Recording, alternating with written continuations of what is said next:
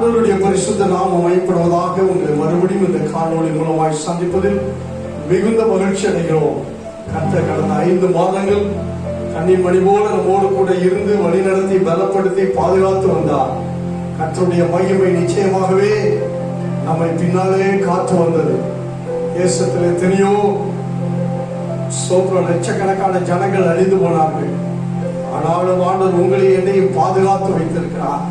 எத்தனையோ போராட்டம் உள்ள குடும்பங்கள் நம்முடைய சபையில் உண்டு.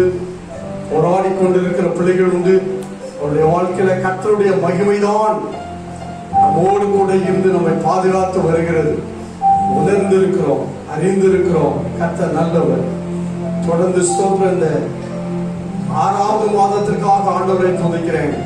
கண்களை மூடி ஆண்டவர் இந்த ஆராதனை கர்த்தர் ஆஸ்வதிக்கும்படியா, இந்த வாக்குத்தத்த ஆராதனையில கர்த்தர் நம்மோடு பேசும்படியா நாம் உண்மையாய் கண்களை மூடி பயபக்தியோடு தேவ சமூகத்தை நோக்கி பார்ப்போம். ஆண்டவரே, நாங்கள் உம்மை ஸ்தோத்திரிக்கிறோம். சர்வ வல்லமையுள்ள தெய்வமே, நாங்கள் உம்மை ஸ்தோத்திரிக்கிறோம்.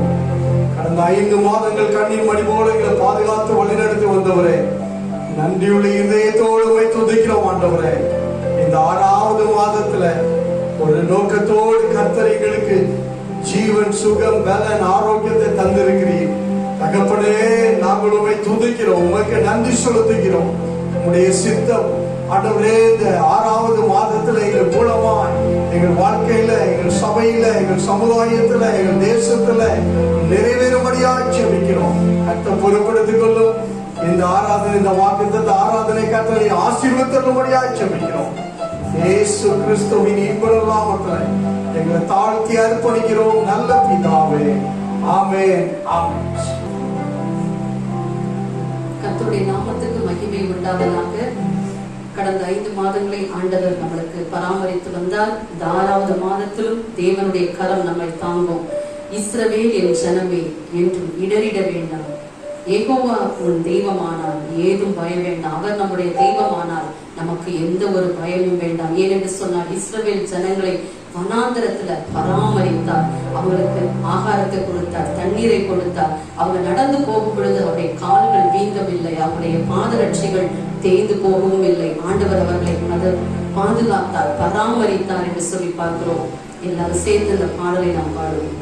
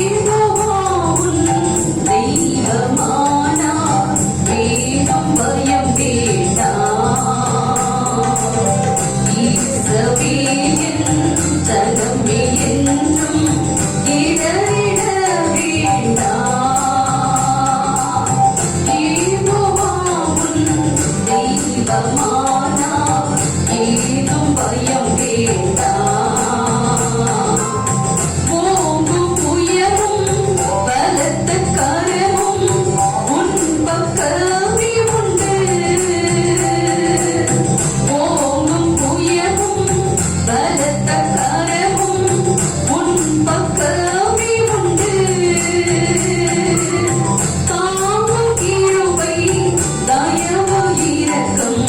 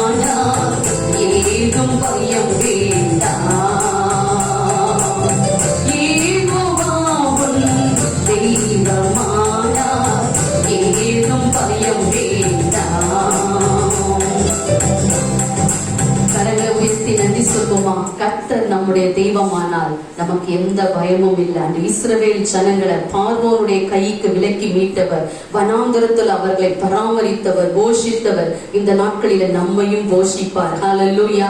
ஆகவே இந்த 6வது மாதத்துல கர்த்தர் நம்முடைய தேவன், நமக்கு உதவி செய்கிறவர், நம்மை பராமரிக்கிறவர், நமக்கு உதவியா இருக்கிற தேவன். ஹல்லேலூயா. நம்ம விசுவாசிப்போமா? ஹல்லேலூயா. ஸ்தோத்திரம். ஆண்டவருக்கே மகிமை உண்டாகுவதாக. கடந்த 5 மாதங்கள் ஆச்சரியமாய் கர்த்தர் நடத்தி வந்தார். தேசத்தில் எத்தனையோ தடைகள், போராட்டங்கள், நெருக்கங்கள் எல்லாவற்றையும் கடந்து வர கர்த்தர் உதவி செய்தார். ஹல்லேலூயா. செங்கடலை கடந்த இஸ்ரவேலர்களை போல நாம் இந்த நாட்கள்ல, இந்த லாக்டவுன் நாட்களை கடந்து வந்து கொண்டிருக்கிறோம். கர்த்தருக்கே மகிமை உண்டாகுவதாக. ஸ்தோத்திரம். ஆனாலும் கர்த்தருடைய கிருபை நம்மோடு கூட இருக்கிறது. அதனாலதான் ஸ்தோத்திரம், சுகத்தையும் பலத்தையும் ஆரோக்கியத்தையும் கர்த்தர் தந்திருக்கிறார். ஒரு சிலர் பக்கத்து வீடுகளில் பாதிக்கப்பட்டவர்கள், ஸ்தோத்திரம், உடன் வேலை செய்கிறவர்கள் பாதிக்கப்பட்டவர்கள் உண்டு. ஆனாலும் அவர்களின் மத்தியில கர்த்தர் உங்களை வைத்து பாதுகாக்கிறார் என்று சொன்னால் அது ஆச்சரியமான ஒரு காரியம். ஹல்லேலூயா. விசுவாசிங்க, கர்த்தர் நம்மோடு கூட இருக்கிறார். கர்த்தருடைய மகிமை நம்மை பின்னாலே காத்தது. இந்த 6வது மாதத்திலையும் கர்த்தர் வாக்குத்தத்தத்தினாலே நம்மோடு வந்திருக்கிறார். கண்களை மூடி நாம் ஒரு விஷயம் ஜெபம் பண்ணுவோம். ஆண்டவரே, இந்த 6வது மாதத்துல கர்த்தர் எங்களோடு பேசுவீராக. கடந்த 5 மாதங்களிலும் கர்த்தருடைய பாதுகாவல் கிருபை எங்களோடு கூட இருந்ததற்காக நன்றி சொல்லுகிறோம். இந்த 6வது மாதத்திலையும் கர்த்தர் எங்களோடு பேசும். தெய்வீக வார்த்தைகளை கேட்க நாங்கள் தாகத்தோடு வந்திருக்கிறோம். எங்கள் தேவன் தாமே எங்கள் மத்தியில் இடைவிடுவீராக. 6வது மாதத்தை எங்களுக்கு ஆசீர்வாதமான மாதமாய் கர்த்தரை மாற்றி தரும்படியாய் ஜெபிக்கிறோம். பொறுப்பெடுத்துக் கொள்ளுங்க, ஆசீர்வதிங்க. இயேசுவின் நாமத்தில் ஜெபிக்கிறோம் நல்ல பிதாவே. ஆமென். ஆமென். ஸ்தோத்திரம். வாசிக்கலாம், ஒரு வேத வசனத்தை வாசிக்கலாம். ஆதியாகமத்தின் புஸ்தகம் 45ஆம் அதிகாரம் 11ஆம் வசனம். ஆதியாகமத்தின் புஸ்தகம் 45ஆம் அதிகாரம் 11ஆம் வசனத்தை வாசிக்க கேட்போம். உமக்கும் உம்முடைய குடும்பத்தாருக்கும் உமக்கு இருக்கிற யாவற்றிற்கும் வறுமை வராதபடிக்கு அங்கே உம்மை பராமரிப்பேன். இன்னும் 5 வருஷம் பஞ்சம் இருக்கும் என்று உம்முடைய குமாரனாகிய யோசேப்பு சொல்ல சொன்னான் என்று சொல்லுங்கள். ஸ்தோத்திரம். யோசேப்பை விட்டு போட்டார்கள் உடன் பிறந்த சகோதரர்கள். யோசேப்பு முதலாவது விற்கப்பட்டவனாய் எகிப்து தேசத்துக்குள் போனான். கொஞ்ச நாள் கழித்து, சில ஆண்டுகள் கழித்து, எகிப்து தேசத்துல மட்டும்தான் ஆகாரம் இருக்கு, கானான் தேசத்துல ஆகாரம் இல்லை. கானான் தேசத்துல ஆகாரம் இல்லை. பாலும் தேனும் ஓடுகிற தேசம் என்று ஆண்டவர் வாக்கு பண்ணின தேசம். ஆனா வாக்கு பண்ணப்பட்ட தரிசனத்தை பெற்ற சோத்திரம், அந்த நிமிர்ந்து நிற்கிற கதிர் கட்டு கானான் தேசத்துல இல்லாம எகிப்து தேசத்துக்கு போனதுனால பாருங்க, கானான் தேசம் பஞ்சம் உண்டாயிட்டு, எகிப்து தேசத்துல ஆகாரம் உண்டாயிற்று. ஸ்தோத்திரம். ஆகாரம் வேண்டுமே என்று சொல்லி வித்து போட்டதான சகோதரமா எகிப்து தேசத்துக்கு போறாங்க. போற இடத்துல ஸ்தோத்திரம், அவங்க அறியாம தான் சகோதரன் தான் அங்க அரசனா இருக்கிறான் என்று அறியாம பயபக்தியோடு காசு கொண்டு போய் ஸ்தோத்திரம் ஆகாரத்தை வாங்க போறாங்க. போனவங்களுக்கு அதிர்ச்சி ஊட்டத்தக்கதாய் ஸ்தோத்திரம் யோசேப்பு தன்னை வெளிப்படுத்தினான். அதன் பிற்பாடு ஸ்தோத்திரம் தன் வயது முதிர்ந்த தகப்பனாரையும் கூட்டிட்டு வாங்கய்யா, உங்க எல்லாரையும் நான் பராமரிப்பேன் என்று யோசேப்பு சொன்னான். இந்த நாட்களில் ஸ்தோத்திர தேசத்தில் காணப்படுகிற போராட்டங்கள், நெருக்கங்களை கண்டு பயந்து கலங்கி ஸ்தோத்திரம் என்ன செய்வது என்று அறியாமல் திகைத்து போய் இருக்கிறாயோ, பார்த்த ஆண்டவர் சொல்லுகிறார், வாங்க நான் உங்களை பராமரிப்பேன் என்று ஆண்டவர் சொல்கிறார். இந்த 6வது மாதத்துல கர்த்தர் நம்மை பராமரிப்பாராக. அதே ஆதியாகமத்தின் புஸ்தகம் 50ஆம் அதிகாரம் 21ஆம் வசனத்தை வாசிங்க. 50ஆம் அதிகாரம் 21ஆம் வசனம். ஆதலால் பயப்படாதிருங்கள், நான் உங்களையும் உங்கள் குழந்தைகளையும் பராமரிப்பேன் என்று அவர்களுக்கு ஆறுதல் சொல்லி அவர்களோட பட்சமாய் பேசினான். குழந்தைகளையும் பராமரிப்பேன், உங்களை மட்டும் இல்ல உங்க குழந்தைகளையும் பராமரிப்பேன் என்று ஸ்தோத்திரம். அன்றைக்கு யோசேப்பு அவனுடைய ஸ்தோத்திரம், வயது முதிர்ந்த தகப்பன், அவருடைய உடன் பிறந்தவர், விட்டு போட்ட உடன் பிறந்தவர்கள் எல்லாரையும் பார்த்து பட்சமாய் பேசி அவர்களுக்கு ஆறுதல் பண்ணினான், ஆறுதல் சொன்னான். ரட்சிக்கப்படாத இருக்கிற உங்கள் குடும்பத்துக்காக தொடர்ந்து விசுவாசத்தோடு ஜெபிங்க. இந்த நாட்கள் அநேக விசுவாச பிள்ளைகள் தங்கள் சொந்த குடும்பத்தார், ரட்சிக்கப்படாத இருக்கிற குடும்பத்தாருக்காக போராடி ஜெபித்துக் கொண்டிருக்கிறார்கள். நிச்சயமாகவே உன் ஜெபம் கேட்கப்படும். இந்த மாதத்தில் ஆண்டவர் சொல்லுகிறார், ஸ்தோத்திரம், அவர்கள் எல்லாருக்கும் நீங்கள் ஆறுதல் சொல்கிறவர்களா, அவர்களை பராமரிக்கிறவர்களா கர்த்தர் உங்களை மாற்றுவாராக. கர்த்தருடைய நாமம் மகிமைப்படுவதாக. சில நபர்களுக்கு பராமரிப்பு, எப்படிப்பட்ட பராமரிப்பு கிடைத்தது என்று சொல்லி வேதத்திலிருந்து சில காரியங்களை நாம் தியானிக்க போகிறோம். முதலாவது வாசிங்க 2 சாமுவேலின் புஸ்தகம் 19ஆம் அதிகாரம் 32ஆம் வசனத்தை வாசிக்க கேட்போம். 2 சாமுவேலின் புஸ்தகம் 19ஆம் அதிகாரம் 32ஆம் வசனம். பர்சிலா 80 வயது சென்ற கிழவனாயிருந்தான். ராஜா மக்னாயிமிலே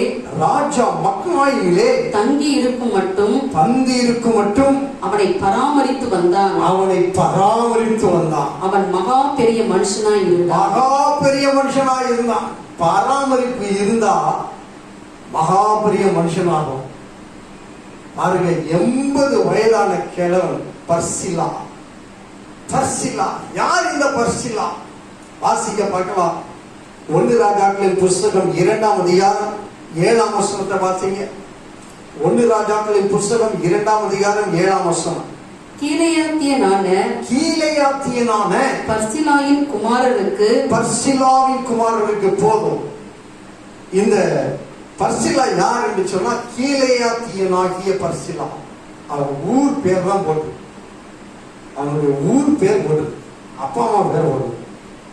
நான் நினைக்கிறேன் இந்த கீலேயாத்திலிருந்து வர்றவங்க பேர்லாம் அவங்க ஹிஸ்டரியே வரமாட்டேங்குன்னு நினைக்கிறேன். இதே கீலேயாத்துல இருந்துதான் எலியா தீர்க்கதரிசி எலியா புறப்பட்டான். ஸ்தோத்திரம். அதே போல கீலேயாத் தேசத்துல இருந்து வந்ததான ஸ்தோத்திரம் பர்சிலா. நீங்க பார்க்கிற வாசிங்க, அந்த 1 ராஜாக்களின் புஸ்தகம் 2:7 தொடர்ந்து வாசிங்க. கீலேயாத்தியனான பர்சிலாயின் குமாரருக்கு தயவு செய்வாயாக, அவனுடைய குமாரருக்கும் நீ தயவு செய்வாயாக. அவர்கள் உன் பந்தியிலே சாப்பிடுகிறவர்களுடன் இருப்பார்களாக. உன் சகோதரனாகிய அப்சலோமுக்கு முன்பாக. நல்ல கவனிங்க. இந்த கீலேயாத்தியனாகிய பர்சிலா என்ன பண்ணா அப்படின்னு சொன்னா, தாவீது இந்த வசனத்தை சாலமோனுக்கு சொல்லுகிறார். என்ன சொல்லுகிறார் அப்படின்னா, உன் சகோதரனாகிய அப்சலோமுக்கு முன்பாக நான் ஓடி போகையில் அவர்கள் என்னை ஆதரித்தார்கள். இவர்கள் யாரு? இந்த பர்சிலா குடும்பத்தார் என்னை ஆதரித்தார்கள்.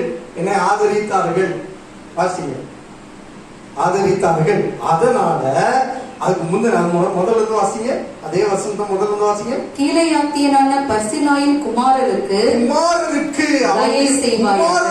தயவு செய்யணும். அவனுடைய பிள்ளைகளுக்கு நீ தயவு செய்யணும். அவங்களை நீ பராமரிக்கணும். நான் அவங்களை பராமரிக்க வந்தேன். அதே போல நீ அவனுடைய குமாரனுக்கு சொல்லுகிறார். தாவீது நல்லா புரிஞ்சுக்கணும். தாவீது அவனுடைய குமாரனாகிய சாலமோனுக்கு சொல்லுகிறார். தாவீதுக்கு அப்புறம் வந்த ராஜாவுக்கு சொல்லுகிறார். என்ன சொல்லுகிறார்? பாரு, கீலேயாத்தியனாகிய பர்சிலாவை மறந்துடாத. அவன் வாழ்க்கையில யாரை மறந்தாலும் சரி அவனை மறந்துடாத. அவன் குடும்பத்தை நீ என்ன பண்ணணும்?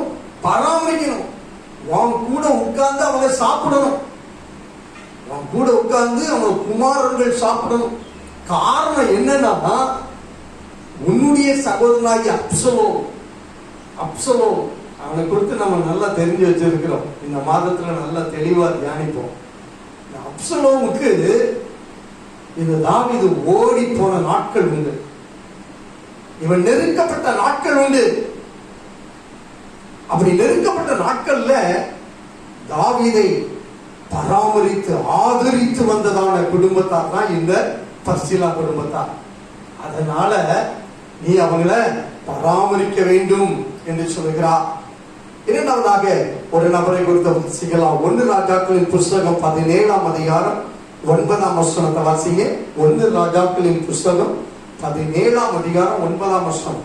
நீ எழுந்து சீதோனுக்கு அடுத்த சாரிபாத் ஊருக்கு போய்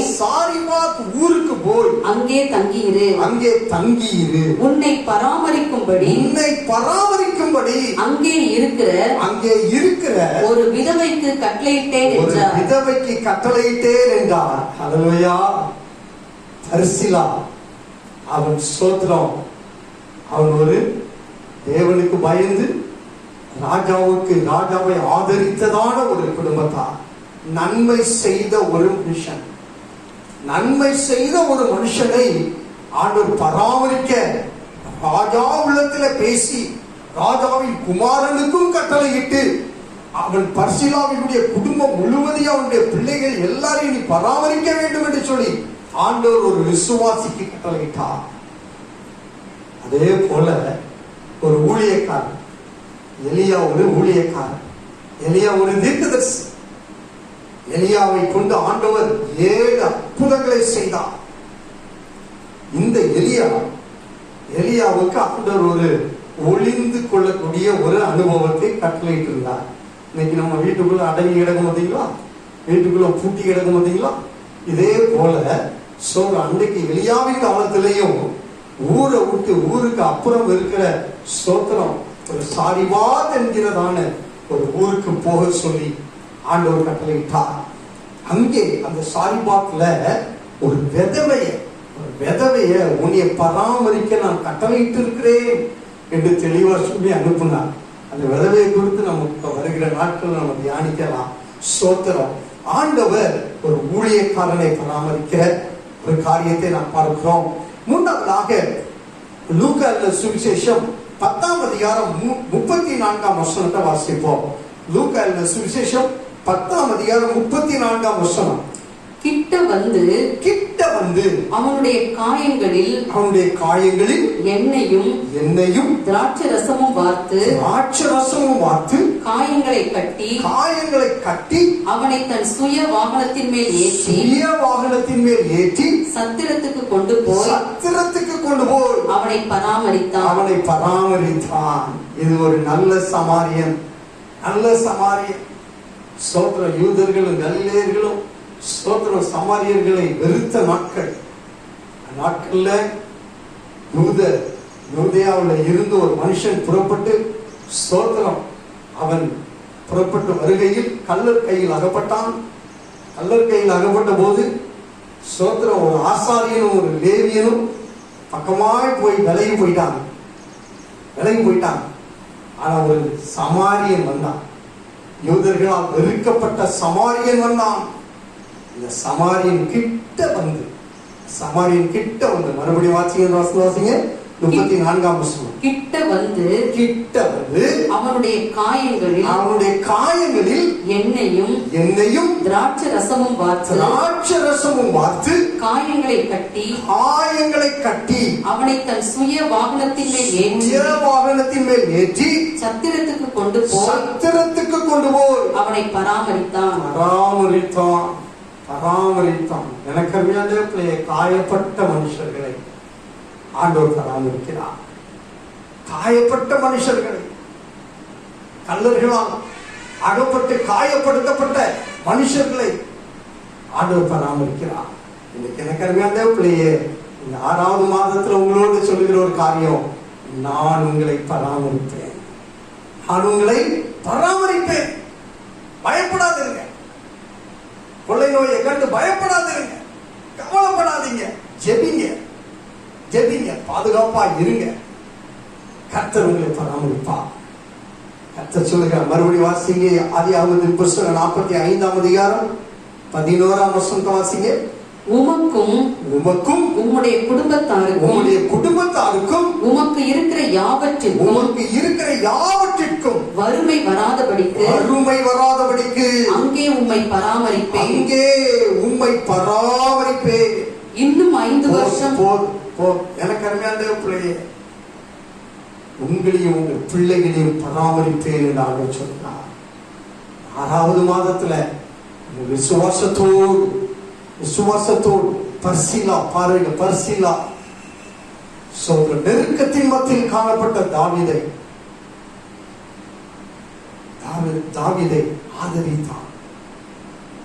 ஆதரித்தான். ஸ்தோத்திரம். எலியா தீர்க்கதரிசிக்கு அந்த சாரிபாத் விதவை, அவளுக்கு இருந்ததை கொஞ்சம் மாவும் கொஞ்சம் எண்ணெய், அந்த அம்மாவும் அந்த அம்மாவுடைய பையனும் ஆளுக்கு ஒரு அடை சுட்டு சாப்பிட்டு ஜீவனை விட ஆயத்தமாய் இருந்தார்கள். பஞ்ச காலம் அப்படி நெருக்கமாய் இருந்தது. ஆனால் எலியா அந்த தாயிட்ட போய் முதல் அடையை எனக்கு சுட்டு கொண்டு வா அப்படின்னா, முதல் அடையை கொடுத்த சாரிபாத் விதவை பஞ்ச காலம் முடியும் வரைக்கும் அவன் பானையில மாவு குறைஞ்சு போகவே, என்ன குறைந்து போகவே. ஆகவே நீங்களும் நானும் இந்த நாட்கள்ல தேவனுடைய பராமரிப்பை பெற்றுக்கொள்ள வேண்டுமானால் ஆண்டவருடைய வார்த்தை கீழ்ப்படிவோம். 3வது, காயப்பட்ட மனுஷன் ஸ்தோத்திரம், ஆண்டவருடைய சமூகத்தை விட்டு தூரம் போன மனுஷன் அகப்பட்டு கொண்டான், காயப்பட்டு போனான். ஆனாலும் ஆண்டவர் அவனை தேடி நல்ல சமாரியனாய் காயங்களை கட்டி அவனை சத்திரத்தில் கொண்டு போய் வைத்து பராமரித்தார். இந்த மாதத்தில் கர்த்தர் உங்களையும் பராமரிப்பார். விசுவாசத்தோடு காணப்படுவோம். ஸ்தோத்திரம். தேவ சமூகத்தில் நன்மை செய்கிறவர்களாய் காணப்படுவோம். ஆண்டவருக்கு உற்சாகமாய் கொடுக்கிறவர்களாய் காணப்படுவோம். நிச்சயமாய் கர்த்தர் உங்கள் காயங்கள் எல்லாவற்றையும் கர்த்தர் ஆற்றி, காயங்களுக்கு ஸ்தோத்திரம் எண்ணெய் வார்த்து ஆண்டவர் உங்களை சத்திரத்தில் வைத்து பராமரிப்பதாக. ஆண்டவருக்கே மகிமையாகட்டும். கண்களை மூடி நாம் ஜெபம் பண்ணுவோம். ஸ்தோத்திரம். ஆண்டவரே, நாங்கள் உங்களை ஸ்தோத்திரிக்கிறோம். இந்த 6வது மாதத்துக்காக நன்றி செலுத்துகிறோம். இந்த 6வது மாதத்துல கர்த்தர் எங்களோடு பேசினுடைய வார்த்தைகளுக்காக நன்றி செலுத்துகிறோம். இயேசுவின் நாமத்தால 6வது மாதத்துல கர்த்தர் எங்களை பராமரிப்பேன் என்று சொன்ன வார்த்தையின்படி எங்கள் ஒவ்வொருவரையும் கர்த்தரை பராமரித்தபடியாய் ஜெபிக்கிறோம்.